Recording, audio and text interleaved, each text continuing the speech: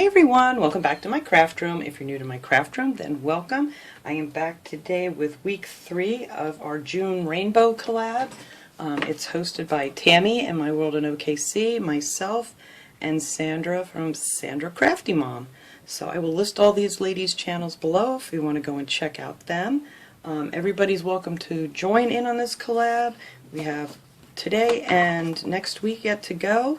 This week is a paper craft in red, so you can make any kind of paper craft you would like to make, and you can upload a video if you have a YouTube channel, and if you don't and you just want to show what you did with a photo or something, you can add it to Tammy's Facebook page, and then everybody can see what you made up with. And then also, if you do a video, just put the hashtag JuneOKC in the title, and that way everybody can look up your video and see what you did for this week.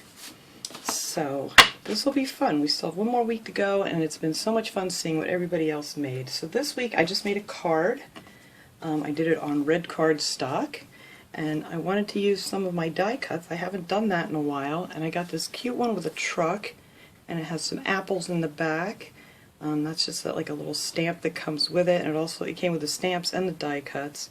I think I got it from AliExpress, and it also has like pumpkins, and it has the tree, and it has all that kind of stuff that you can stamp on there for different holidays and things.